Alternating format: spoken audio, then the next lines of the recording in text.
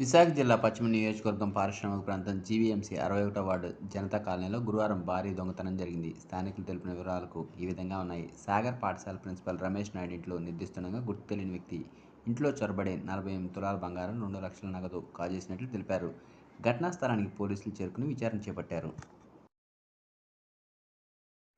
ఏం జరిగిందమ్మా? మేము రాత్రి 10:30కి లాక్ చేసుకొని పడుకోవడానికి పైకి వెళ్ళామండి. పై రూమ్లో పడుకున్నాం. మళ్ళీ ఎర్లీ మార్నింగ్ 5:30, 5:45 ఆ టైంకి కిందకు వచ్చేసరికి డోర్ ఓపెన్ అయ్యింది. అక్కడ సెజరు, నెక్స్ట్ మేకులు అవన్నీ పడి ఉన్నాయండి. కిటికీ తలుపు అది పగిలేసి ఉంది. డోర్ కూడా ఓపెన్ చేసి బీరువాలో ఉన్నటువంటి మొత్తం బంగారము, అలానే మేము దాచుకున్నటువంటి శాలరీస్ వాళ్ళని డబ్బులు పెడితే ఆ డబ్బులు అన్నీ మొత్తం తీసుకొని వెళ్ళిపోయారండి. బంగారం అయితే ఒక దగ్గర 50 తులాలు ఉంటుందండి. క్యాష్ అయితే 1,60,000 అలా ఉంటుందండి. ఇది జరిగిందండి. అంటే మీకు ఎవరి మీద అనుమానాలు ఏమున్నాయా? మాకైతే ఎవరి మీద అనుమానం లేదు సార్. అంటే ఇంత పెద్ద మొత్తంలో నగదు పెట్టుకొని దానికి సెక్యూరిటీ ప్రొటెక్షన్. ఈ మధ్యన ఫంక్షన్ ఉందని సార్ ఫంక్షన్కి వెళ్ళి వచ్చామండి ఊర్లో. అందుకు అంటే ఇల్లు చూస్తుంటే సెక్యూరిటీగానే ఉంది. మరి మీ ఇంటి వరకు రాగలిగారంటే మొత్తం ఒక తెలిసిన వ్యక్తి అయి ఉండొచ్చా, లేకపోతే నిజంగా ఒక దొంగ స్కెచ్ చేసే వచ్చి ఉంటారంట? ఎవరో బాగా సెర్చ్ చేసే వచ్చారు సార్. మమ్మల్ని అబ్జర్వ్ చేసి వచ్చిన వాళ్ళే సార్.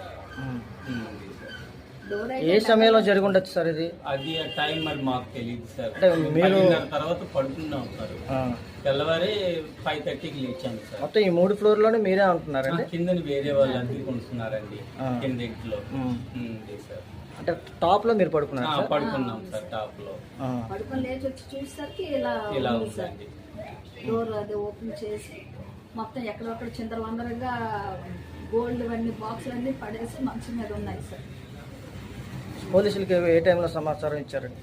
5:06 ఈ టైంలో ఇచ్చానండి. 5:30 తర్వాతే సమాచారం ఇచ్చాను. వాళ్ళు వచ్చి మొత్తం విచారణ అంతా కూడా చక్కగా వాళ్ళు ట్రీట్మెంట్ వాళ్ళు తీసుకుంటున్నారండి. మీకు ఎటువంటి అనుమానాలు ఏమీ లేవు? మాకు ఏ విధమైన అనుమానాలు లేవండి. గతంలో ఈ ఏరియాలో అలాంటి దొంగతనాలు ఎప్పుడైనా జరిగాయా?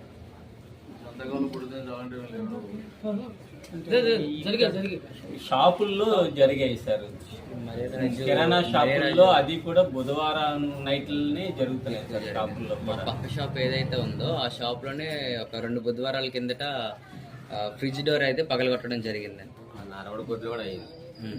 అండ్ రీసెంట్ గా 2 months బ్యాక్ ఇక్కడ మరిరాజు అని చెప్పి సెయింట్ జోసెఫ్ స్కూల్లో చేస్తున్న కంప్యూటర్ మాస్టర్ ఎవరైతే ఉన్నారో ఆ మాస్టర్ వాళ్ళ ఇంట్లో జరిగింది. వాళ్ళకి ఇంట్లో 8 నుంచి 10 తులాల మధ్యలో జరిగింది. అంటే పోలీసులు అంటున్నారు ప్రతి రాత్రులు కూడా బీట్లు ఎక్కువ పెంచాము, మొత్తం అందరూ భద్రత పెంచాము అంటున్నారు. మరి ఇలా దొంగతనాలు జరుగుతుంటే ఏ విధంగా చూడాలంటారు? అది మీరు వీళ్ళని అది ఏంటి అంటే మాకు న్యాయం జరిగేటట్లు చేయాలి పోలీసు వ్యవస్థ. అది సార్.